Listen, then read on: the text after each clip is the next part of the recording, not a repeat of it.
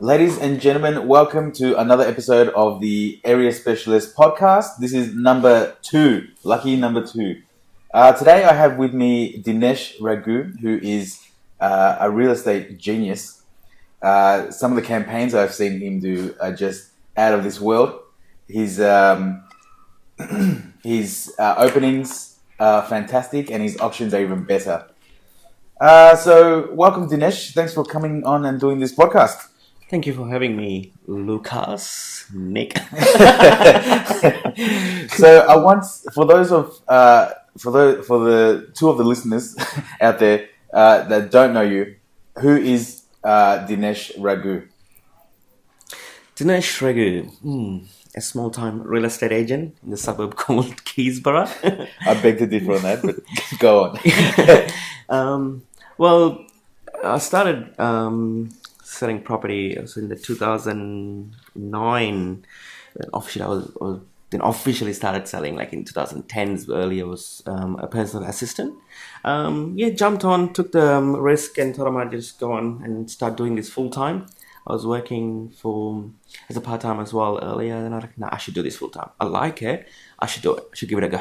Fantastic. Yeah.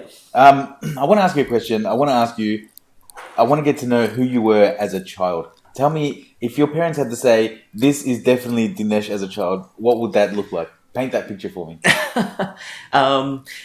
Really, Lucas, my parents wasn't a big fan a couple of years ago that I was doing sales. They weren't? Yeah, they wasn't a big fan because I brought up in family. I'm Sri Lankan, by the way, so you can imagine all the Sri Lankan parents, they want their kids to be either doctors, engineers, accountants, lawyers. Yeah. I'm always into selling things. Even when I was a child, I used to sell lollies. Really? Like at school. I was trying to make a little money. I'll tell you something interesting. There's a canteen. We used to buy, they have these chicken rolls. I go there earlier and buy them for about, let's say, in Australian dollars, let's say 50 cents. Yeah. And I'm trying to sell them for wait till it's all runs out. And the kids were like, oh my God, I want this roll. And I just sell them for 75 cents. Wow. So I made a 25 cents profit. That's a lot of money back then. Especially for a kid. For a kid. Because my dad would never give me pocket money. He said, you got to work for it. You know what I mean? He always say, but my mom always give me something, being a mother. You were like, stuff that, I'm making my own money. I was like, no, stuff it, Dad, I'm making my own money. So I started making that. So I always was into sales. So it's that's how not it started, fate that you ended up in real estate, right? Yeah, I would say so. It's not just happened overnight. Yeah, kind of.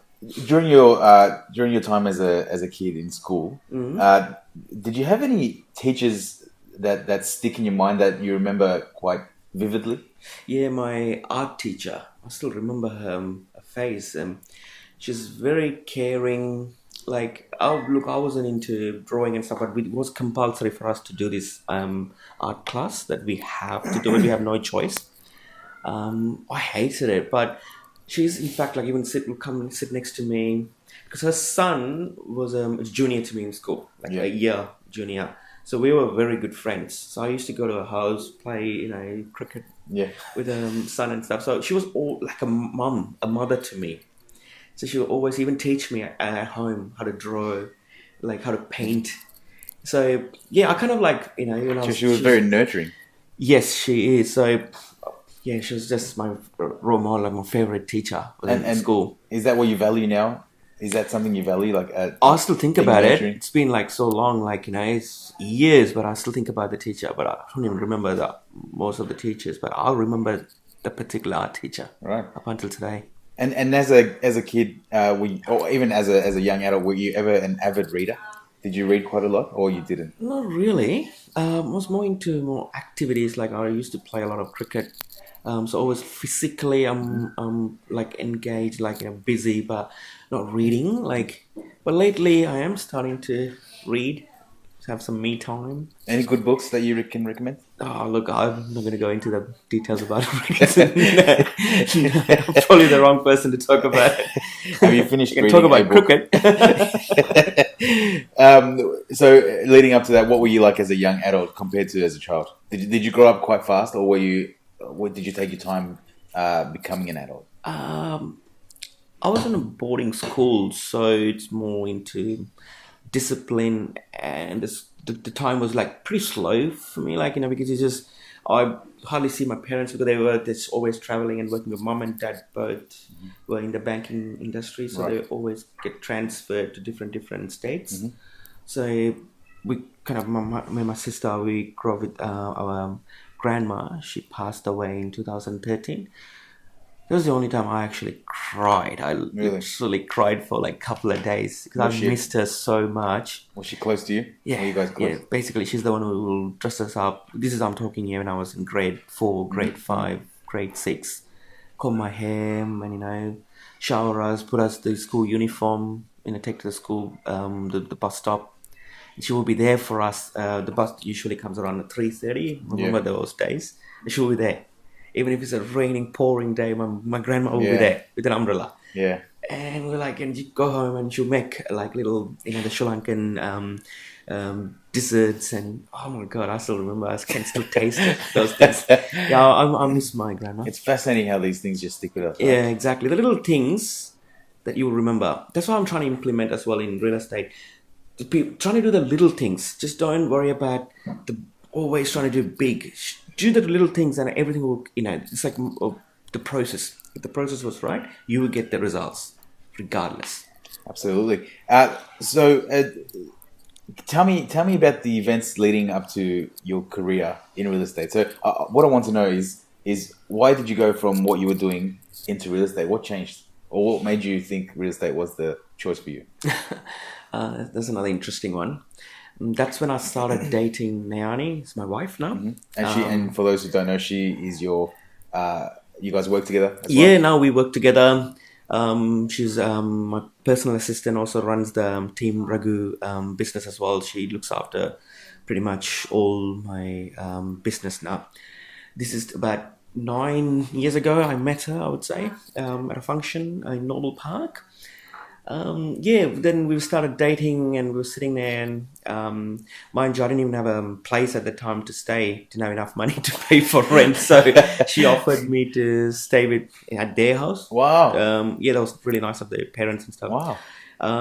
Anyway, so one morning we woke up and we're sitting there and talking. I said, hey, you know what, I really want a job which I can wear a suit and carry a briefcase. And she said to me, like, hang on a second, why don't you just do real estate? Like, mind you, Michael Choi used to live behind, like, he's still there, Nanny's house. Oh, really? Yeah, back then. So they both know each other. All right. So she always see Michael's board everywhere, and she's like, oh, you know what, maybe you should become a real estate agent. So this is all sort of like, happened, but it's kind of like meant to be sort of a thing. And now I ended up working. Now, how did you feel when she said that? Did you feel like that wasn't going to happen? I thought like maybe she was kidding, It's like, me becoming a real estate agent.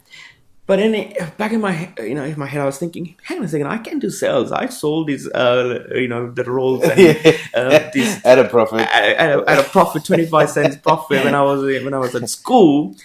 I'm pretty sure I can do this as well. It's just a gut thing, and you say, just do it. And the same day I enrolled, enrolled for the course. Finished it, and here I am. and how long have you been in real estate now? It's going to be the 8th year. 8th year? 8th year, yeah. Wow. Yeah. And it's in the same company as well, right? With Michael, 7 years. I used to work for another company for a year. Yeah. And why did you come over to Michael's company? Like why did you leave the previous company? Michael is quite inspiring. It's actually, tell you the truth, I liked his car. He used to drive a 4-wheel drive back then, a nice X5. Doesn't he still have that car? Yeah, but he's got a new model now. But this is the old model. You get, like, as a kid, I always liked cars and bikes and boats and stuff like that, being a boy. Yeah. So someone said, this is Michael. I like the color, especially the color. He used to drive a gold BMW, the X5. Yeah, that's flashy. The model. It is quite a flashy car, and the number plate. He had this custom number plate as well. I see him all the time. I used to work in Dandenong, and sometimes you'll drive past him. Plus, Nayani, my wife, used to talk about Michael quite a lot. And And one day I was door knocking, and I thought, you know what, I should just give him a call. I did call him, and he said to me, "Sorry, mate, we're not hiring. We're quite, just I got enough staff at the moment." I said, "Mike, come on, just give me a chance." At this point, he had no idea who you were. No, he doesn't know. I was just pretty much basically I didn't even existed in the real estate industry, so I was just a first year, a person who just working as a PA. Didn't even know what to do. I got thrown into the deep end. I didn't even know what to do. Then I got into his Facebook. He had a pretty cool Facebook at the time as well. This is going back like a few years. Facebook, and also unknown. He does. He had a website or something like, you can go and watch his videos and stuff. I already started watching because people told me about this guy, Michael. Yeah, sort of like started growing into me. And I was like, yeah, I should just give this guy a call. And out of the blue, rang him. And the first day he said, "No, we're not hiring. Sorry, I can't help you. But you can just email your resume." Just like, everyone else says. I was like, okay, I should take initiative. Rang him the next day. It was around the next day. Wow. Yeah, the next day at 3:00, and I said, "Mike, please, I just want to see you. I heard a lot about you. I actually like your car. I want to see your car. Can I come?" And he said, "What are you doing at 3:30?" And I said, "Not really. I can come at any time." Yeah. It was actually a very short notice. And he said, I think he was testing me as well, whether I'm actually serious. And I said, "Yeah, I'll come. I'll come and see you." So it's 3:30. Got in here. I didn't realize the office was just in front of a school. Gosh, there was no parking. I literally have to park. What were you wearing? What did you decide to wear? Oh, just a suit. A suit. Yeah, didn't have any flashy fancy. Suit? No, couldn't afford anything at the time. So just had a basic suit. I reckon it's probably worth about 60, 70 bucks at the time. Like a basic Kmart shirt, white shirt. Yeah, came in, spoke to him. And he said, "I like your enthusiasm. You actually rang me for the second time. I'm actually going to give you a chance. But you got to work as a personal assistant, to him for a year." And I said, "That's okay, as long as I can get to learn things from you." And he invited me to an auction in Royal. That everyone knows about that auction. It was all over the TV. It was a very, very good auction. Why was it so big? That was the price, actually. The reserve price got advertised at the time. This is going back about 80 years ago. There's our photographer's property, Dad's house as well. So Mark did a great job. I was at the auction. Gosh, there was about 1,000 people at the auction. I've never seen anything like that before in my life. An auction that big. There's about 6 salespeople there. They all screaming. Because where I come from... How many people would you say?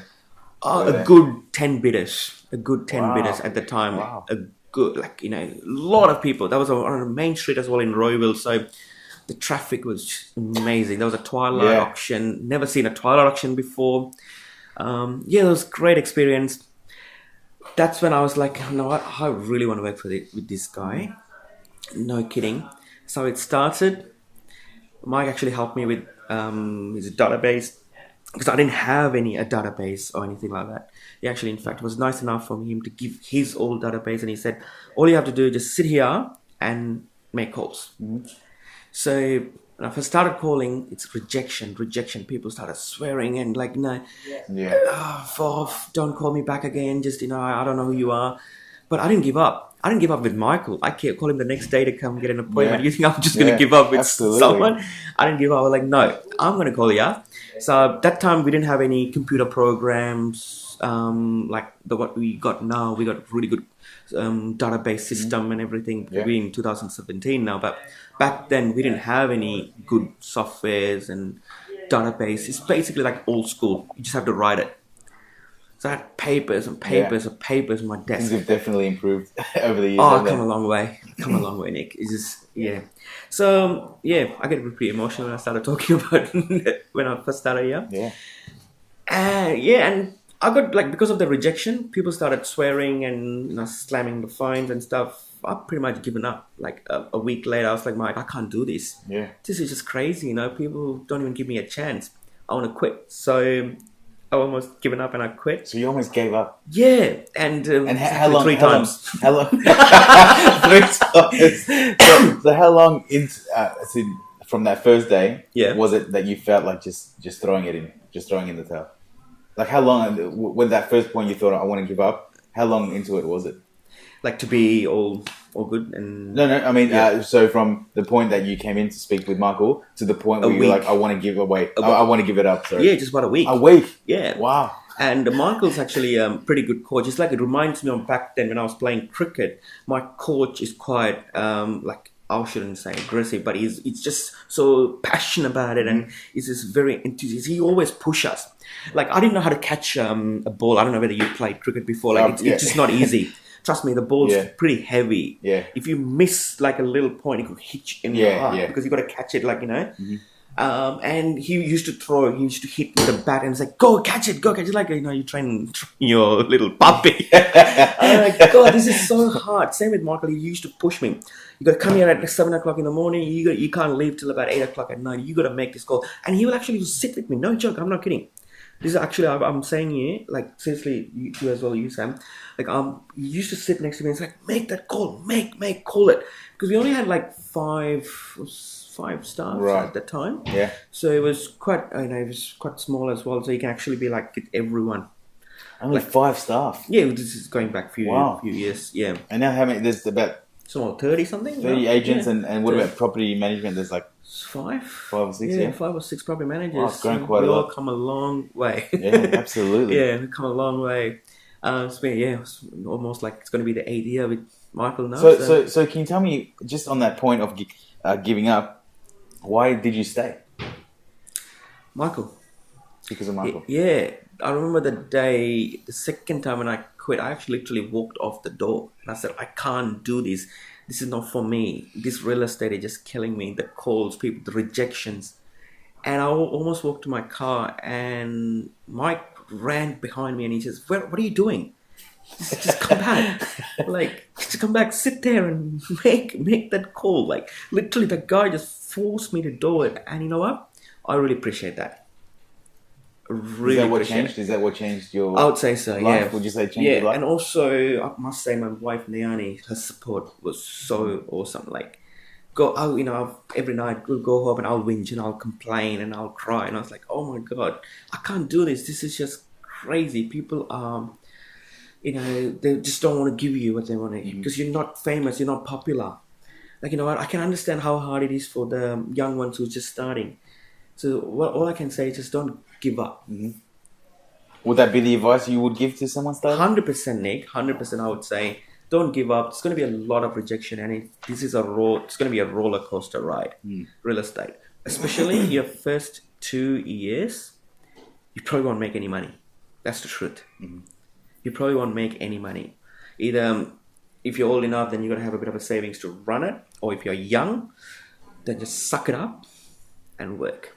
Trust me, my life changed in my 3rd year. Mm-hmm. 3rd year. I tripled my income. Wow. I just tripled my income. I still have my group certificate from 2009 till 2017. Yeah. And I look at it. Actually, I have to tell you something about that. When my second interview, 3 times Mark interviewed me. He didn't just hire me like straight away with the paperwork. And he said, like, I want to show you something. And Michael actually showed me his group certificate and said, this is group certificate A in X year, like when we first started. This is B and this is C. Have a look at it yourself. He actually did say that if you trust me, if you put all 100%, I can make money. I'll make you money. You can make serious coin. I didn't believe because you know what? I never made serious coin in my life. Yeah. So I didn't even know anything about this, which actually was true. My 3rd year, I tripled my income. Wow. Yeah, 4th That's year, amazing. That's pretty amazing. it went even more. That's pretty amazing. Yeah, that's what I'm saying. Your first 2 years, you probably won't even see anything, but don't give up. And how do you feel that money changed you? Did money change you? It depends on how you do it. Look, obviously, money will give you options. Instead of wearing just basic clothing, and you can actually wear some branded clothing, or drive a nice car. But inside me didn't change. We do a lot of donations. Me and my nanny, we were thinking of even building an orphanage back home. So we are into it. My dad is into building temples and this and that. I help I give, got a lot of my parents and stuff like that. So you got to give to get it back. You can't always take.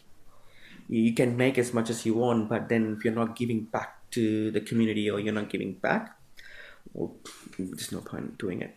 Yeah, that's what I say. Yeah, absolutely. Because I don't advertise those things all over Facebook or Instagram. Hey, guess what? I just donated this much, but that happens behind the scenes. Absolutely. Makes me feel good, and I can go to sleep that night saying that, you know what, I'm actually worth living in this planet. Absolutely.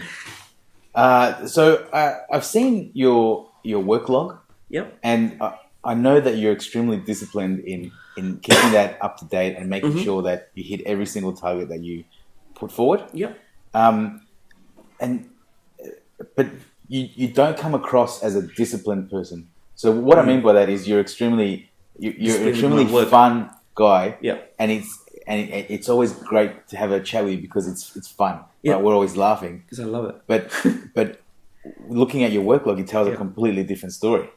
It doesn't say, it's not the fun guy that we speak to. It's the hardworking Dinesh that people only see when people actually don't see, because they don't see the behind the scenes. Exactly. So you probably will see me as a person who's laughing with you and sitting there and having lunch with you and cracking jokes and stuff like that. But what I was going to say is, like, behind the scenes, up until even today, this morning, I know how many people I have to call. The system, I talked to you, tell you a little bit more about the database. That is a task list every day. This many people, regardless how busy I am. Yeah. I'll at least send them a text message to say, this happened in your suburb 2 days ago. So today, I remember my task. Today I got like 47 tasks. So I have to do 47 tasks. I have to complete it. And this the discipline that you have definitely comes out in your auctions and when you're selling someone's house, you can see all the hard work that comes out. 100%. I structure it, and I believe in structure. Because like I said, I was put in boarding school. So since I was a kid, discipline, structure and everything was very, very important. Like when my wife first started working with me, and she was like, what? She couldn't handle it. She's a very free soul, and she likes to travel and just relax. She's a very laid back person. Yeah. And I'm like, go, always. Because that's why we married. Because you can't marry another person who's a go person, right? And she was like, what the hell? I can't work with you because you're like too... She thought I was too pushy, but it's not actually being pushy. It's actually being disciplined. And having too many things to do. Yes, correct. Especially being a real estate agent, and also if you want to manage things. Look, I'm not a dad or anything like that, but we are thinking of having kids. I'm sure, when you have kids, it's not hard. It is hard. We're getting the thumbs up from Sam Master for that one. It is hard. We want to do a bit of a traveling. Then we were planning on having kids anyway. It's all in the list. So that means we planned our next 5 years. We know exactly what we want to do. I did tell you the other day, remember, I know exactly what I'm doing up till 2020, for example. Yeah. So that's the thing. So plan ahead. Always plan ahead. Don't just wake up and, what am I going to do today? Who am I going to call today? No, don't have a plan. Always have a plan. For me, exactly, I know what I'm doing up until 31st of December, for example, just to give you, everything's in the diary. You just don't make I have to do this today, or should I do this today, or what do I do today? Or don't wander. Just have a plan. That I would say that. Absolutely. I want to talk to you about because you've been in real estate for quite a while. Have you ever been through an industry's slump? Has the market ever dipped? And have you? And I want to know if you think one is coming. It was twice. When I first started, was a really hard period. When it's hard, that's when you know who's good. When it's in a good market, anyone can sell it. Any agent can sell. So in the good market, because it's so easy. But when it's hard, that's when, remember, going back to the discipline, going back to... it's very repetitive, the real estate. You have to do the same thing again. It's like a factory on a production line. You just have to do the same thing again and again and again, over and over again. So you might get tired of it, but just follow it. That's exactly what. One thing, if I say I learned that from Michael, that would be just one thing I would say to you straight up. he did actually give me that example. This is a factory. You just have to do the same thing again and again and again. If you're tired, take a bit of a break, but just come back and do it. Don't just say, I can't do this. So yes, I have had twice the market was pretty weak. You just have to service them. You just have to make sure that you are looking after the buyers and the vendor at the same time, not just the buyer. Yeah, you've got to make sure that the vendors are educated. They know what's happening in the market, because when the market's good, every vendor wants top dollar. Yeah. But you need to educate the vendor as well, the same, while you're educating the buyers. And do you think, in your professional opinion, do you think there is a slump coming? It's a hard one to say, Nick, but at the moment everything is going pretty smooth. Market seems to be good, and that's what you hear in the media everywhere. Like they're saying, it's just for the next year or two, it's going to be pretty much the same. But we don't know, Nick. I wish I had the crystal ball to tell you. Right. I know. And going back to dealing with clients. Yep. Have you ever had? I want to know how you deal with a personality clash. Have you ever had one? And is there any? Are there any memorable stories that you have? Yeah. It was an interesting one. The thing is, right, you got to have split personalities to be a great salesperson. Like, you can't be just one person and be like, oh, I'm just going to be like, if it's not in my way, I'm not going to deal with you. Because at the end of the day, you're talking quite a lot of money and emotion. You're dealing with people's most valuable assets. Absolutely. Here. And some people worked for, I have sold a client's house about 60 years. They own the property. And also I've sold property they own for only 6 months. Separation, you can say death in the family. So you need to learn to deal with them. I guess that will come with maturity and also experience. If it's a younger agent, if you're just entering the industry, please talk to your seniors and get some advice. There's a lot of people in this office who will come to me and they're like, oh, what do I do now? There's a situation here.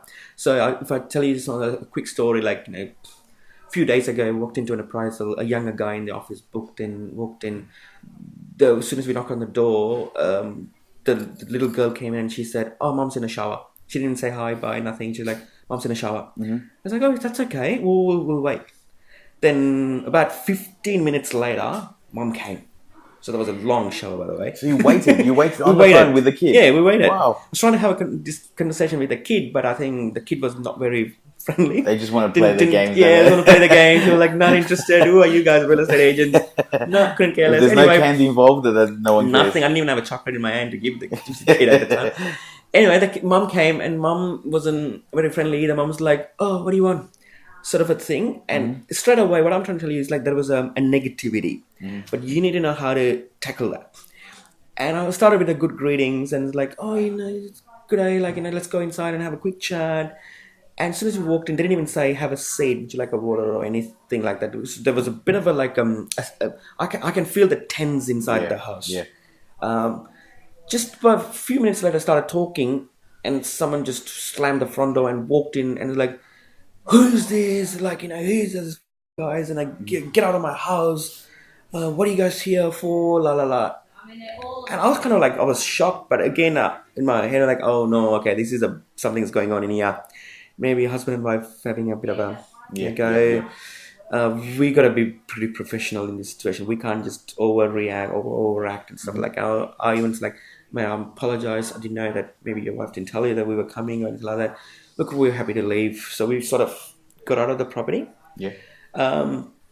But you could have overreacted to that situation. Absolutely. When someone started abusing at you Absolutely. and slamming the front door and just say, get out of my house, don't be here. Absolutely. Exactly. And I can imagine that would be the case if you say you spend all day calling, you get rejection after rejection, Correct. and you're just not in the right mind frame. Yeah. And then someone comes in swearing and then you just crack it. In fact, I actually had a bad day that day. I lost 2 listings that I've been chasing for about 6. One of them was 6 years.